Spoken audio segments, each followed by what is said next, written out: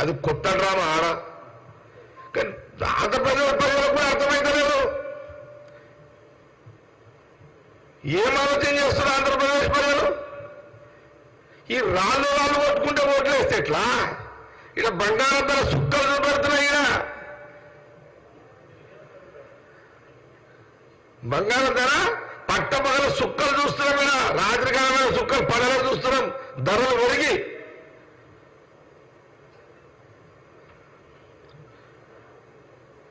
ఇప్పుడు జగన్ రాయగొట్టి కానీ వీళ్ళు చంద్రబాబు నాయుడు రాయగొట్టిరు వాళ్ళు. నేను టీవీలో చూసి మాట్లాడుతున్నా. మాకేంటంటే మా కాంగ్రెస్ వాళ్ళ మీద కోపం ఉన్నారు కదా. మా కాంగ్రెస్ చేసే తప్పేముంది? 2 రాష్ట్రాలు విడిపోతా అనుకున్నారు, అయిపోయింది సబ్జెక్టు. కాంగ్రెస్ తీసుకున్న నిర్ణయంలో స్వయం పరిపాలన మీకు కూడా వచ్చింది కదా. ప్రజలను ఆలోచన చేసుకోవాలి కదా. తెలంగాణ ఆంధ్రప్రదేశ్ ప్రజలు కూడా మీకు స్వయం పరిపాలన వచ్చింది కదా. మీ ముఖ్యమంత్రి ఆనే ఉన్నారు కదా, మీ హైదరాబాద్ రాకుండా.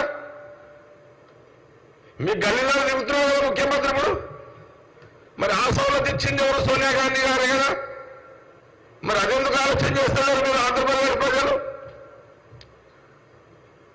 సామాన్య మానవులు ఆంధ్రప్రదేశ్లో ఇంత హ్యాపీగా ముఖ్యమంత్రి గారికి వెసులుబాటు రాష్ట్ర విభజన వల్ల సోనియా గాంధీ గారు ఇచ్చినట్టే కదా.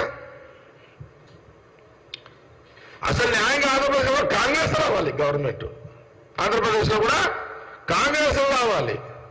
ఎందుకంటే మా బాస్ రాహుల్ గాంధీ గారు ఈ పంచాయతీలు ఉన్నాయి, ఈ కొట్లాటలు ఉన్నాయి, ఈ రాళ్లతో కొట్టుకున్నవి ఉన్నాయి. కాబట్టి ఈ దేశానికి ఈ చిన్న భిన్నమైన ఆర్థిక వ్యవస్థ ప్రజలకు ఇబ్బంది కాకుండా ధరలను నియంత్రిస్తూ తగ్గిస్తూ పేదవారికి అందుబాటులో ఉండే బంగారాన్ని, పేదవారికి అందుబాటులో ఉండే తినే బంగారాలు, మన వ్యవస్థ తినే పెట్రోలు, డీజిల్, కూరగాయలు, నూనెలు ఇవన్నీ ప్రజల మధ్యలో అందుబాటులో ఉండే విధంగా తీసుకొచ్చే ఒక నైపుణ్యము, ఒక ఆలోచన, ఒక మంచితనం ఉన్న వ్యక్తి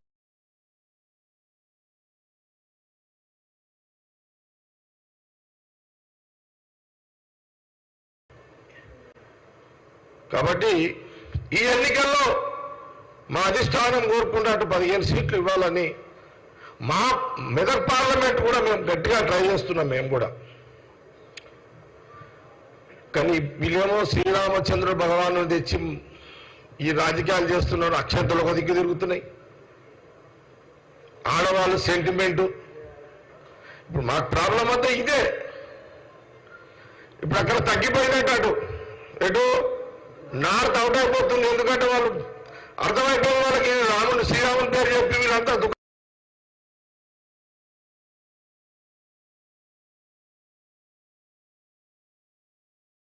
అవుతున్నది. మనం ఎట్లా బతకాలని ఆలోచన చేసుకోండి.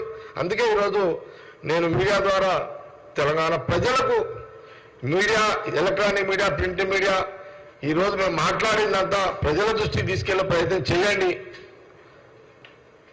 ఇది అన్ని మంచి మాటలు, మంచి ఉద్దేశాలు. ప్రజలు మీరు కూడా ఒక పార్టీలో కూడా, మీడియా కూడా మీకు కూడా అంతే కదా. మీరు బంగారాలు కొనాలంటే కాంగ్రెస్ రావాలి. మీడియా కూడా అన్నం బియ్యం మంచిగా ఇప్పుడు ధరలు పెరిగినా తింటాం, కానీ కష్టపడి ఇప్పుడు